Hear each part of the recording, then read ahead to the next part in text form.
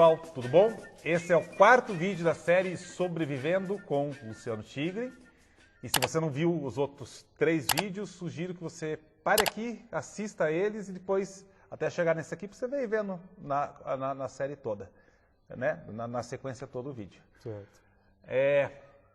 Eu terminei dizendo, Luciano, no último vídeo, você falou sobre a questão de não levar equipamento básico para um ambiente, né? Um ambiente de floresta, de mata, enfim, ambiente outdoor. E isso foi nos anos 90, eu acho. Na época eu escalava muito. Certo. E a gente tinha uma turma também que todos eram escaladores já com uma certa experiência. E a gente resolveu fazer abrir uma via de escalada lá no Morro do Bronze. Se não me engano, no Morro do Bronze, em Guaraxaba. Então, tinha um dos amigos nossos que morava lá em Guaraxaba, né, a família dele morava, falava, não, ficamos lá na casa da minha família, vamos abrir lá a via e tal, vamos. Fomos. Chegamos em Guaraxaba por volta, não sei, 1 da tarde, 2 da tarde talvez, e a gente avistou o morro, realmente é um morro muito bonito, tem uma parede linda que fica com a face voltada para o mar, então é uma escalada muito bonita. Deve ser uma escalada muito bonita. Sim. E a gente foi, vamos pro morro, já estava tarde. Eu falei, pessoal, vamos fazer o seguinte, vamos comer rapidinho aqui, vamos até a base da via, e ali na base da via a gente vê como que está, e para amanhã a gente voltar e começar a fazer a conquista da via. E aquele calor, era um janeiro muito quente, Guaraxaba é um ambiente muito quente, estava muito quente. Vamos, fomos, abafado, um forno. E fomos, eu fui de chinelo de dedo, só com a sapatilha, só peguei a sapatilha de escalada, o potinho de magnésio e fomos. E um repelente, que eu sou alérgico a picada de mosquito. Era, né? Hoje eu não sou mais tão sensível assim. E todo mundo tirou sarro, falou, seu fresco, tá levando o repelente. Falei, deixa o repelente. E fomos pro morro. Subimos lá, a gente estava umas 7, 8 pessoas mais ou menos. Caminhamos uns 40, 50 minutos, 1 hora talvez, abrindo uma trilha por dentro da... Na verdade, pegou uma trilha, eu acho que era de palmiteiro. Sim. E até a hora que a gente chegou no pé da trilha, no pé da via, né, no pé da parede, da rocha, já estava aí uns 200 metros, 300 metros talvez de altitude. E eu falei, eu vou dar uma entrada aqui na parede para dar uma olhadinha como que tá. E amanhã a gente volta para... Eu queria ver se tinha fenda, para ver se dava para instalar móvel, fazer alguma coisa assim. Bem, a primeira situação engraçada foi de perigo, foi que a hora que eu sentei num platôzinho assim, de mato para colocar a sapatilha, o cara falou, cuidado com os escorpião. Aí tinha um ninhozinho de escorpião, vários escorpiãozinhos assim, do lado assim. Para você ver. Aí, beleza. Aí entrei em solo mesmo ali na parede, assim, sei lá, 10 metros talvez.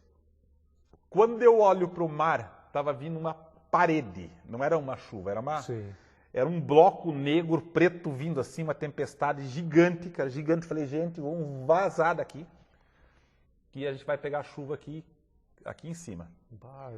Beleza, descemos, né, e aquela parede vindo. Tirei a sapatilha rapidinho, né, coloquei o chinelo e começamos a fazer a trilha de volta. Na hora que a gente, cara, não deu 10 minutos, a chuva pegou a gente. E não era uma chuva, acho que metade do oceano estava precipitando. Evaporou e resolveu cair em cima da nossa cabeça. E aí aquele calor, primeira coisa que aconteceu, aquele calor que estava lá, um calor insuportável, a gente só de bermuda, camiseta, eu estava, acho que só de bermuda e chinelo de dedo, acho que nem camiseta não tinha.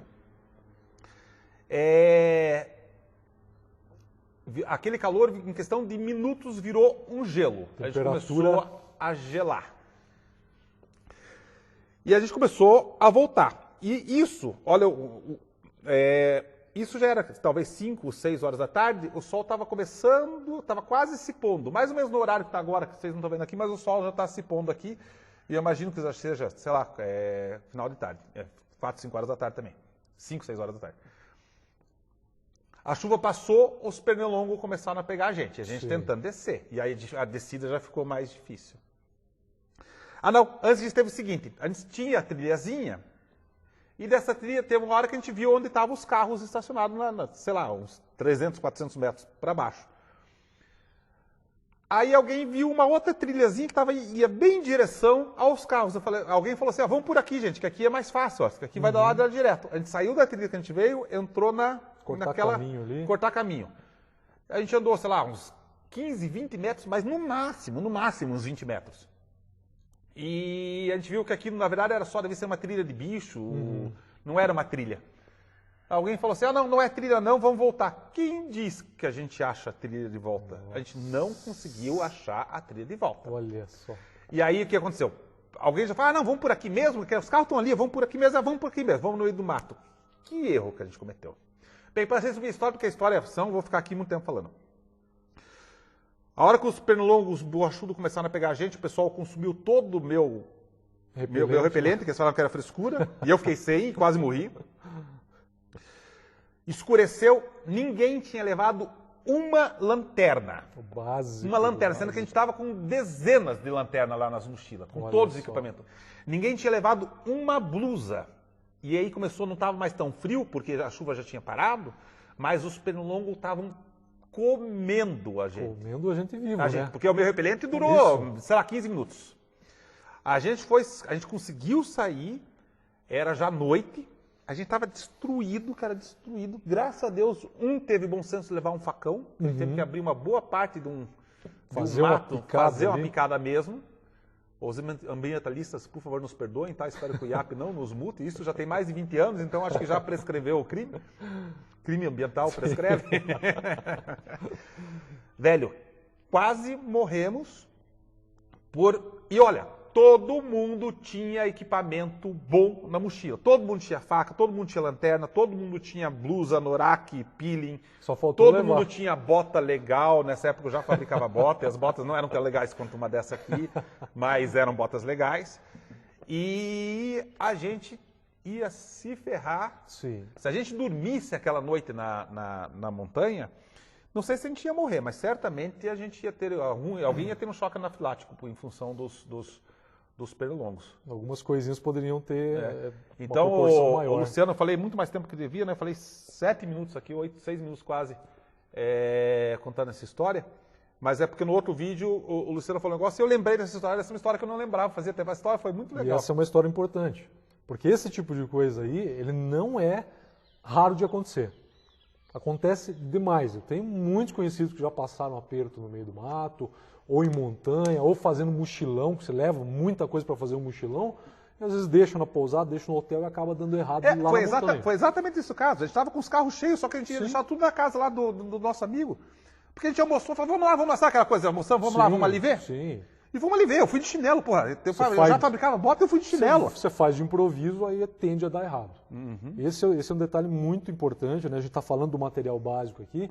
Você tem que levar a mochilinha básica, o kit de sobrevivência em si, a ideia que a gente trabalha de kit para sobreviver, você pode ter um dentro do carro, por exemplo. Qual que é o teu kit de sobrevivência dentro do carro, caso você fique preso no engarrafamento? Se tiver sede, alguma fome, alguma coisa assim, até isso tem que acontecer. Entendi. É coisa simples, não é coisa O simples é o que resolve. O simples é o que resolve. Entendi. A gente tem o material ali com a tecnologia mais embarcada e tal, mas se você não entender e respeitar o básico, a coisa dá errado. Vocês começaram a trilha ali já com a tarde já correndo, né? Sendo que a tempestade engoliu vocês, a noite começou a cair, tem a parte da época do ano, né? Inverno ou verão. Verão escurece mais tarde, inverno escurece mais cedo. Tudo isso precisa ser levado em conta. Mas a hora que bateu a tempestade, escureceu, parece que ela derrubou o sol junto. É justamente claro, que é ela tampou a luminosidade. As coisas mais básicas, elas vão fazer diferença. E muitas vezes, né, como nesse caso aí que terminou bem, elas podem terminar não tão bem assim. Sim. Né, por não respeitar essa Agora, parte básica. Uma coisa que me chamou a atenção me chamou a atenção e eu acho que de todo mundo. O Clebson vai lembrar disso. Silvião, se você ver esse vídeo, você vai lembrar disso, velho. Cara, o Purga vai lembrar disso. O Lawrence vai lembrar disso, tá? Todos nós éramos escaladores, todos nós éramos muito ligados, muito amigos. Certo. E em questão de 1 hora ou 2 horas depois que aconteceu a situação de a gente se perder, a gente já estava brigando entre si. É normal isso? Eu lembro que um falava assim, não, vamos parar, vamos voltar, outro falava, não, eu vou por aqui, e começou uma discussão que eu tava vendo, eu tava já de olho no facão para ver quem que ia pegar aquele facão, cara, que eu queria ser o primeiro a pegar aquele facão, entendeu? O pessoal tava quase se matando ali, cara.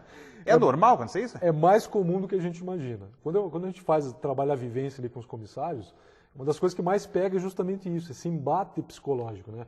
As pessoas demoram muito para entender que dentro de uma situação crítica dessa, você tem que tirar o ego do pescoço, guardar no bolso e todo mundo trabalhar junto. Se você tentar resolver uma situação dessa com o ego pendurado no pescoço, costuma dar errado.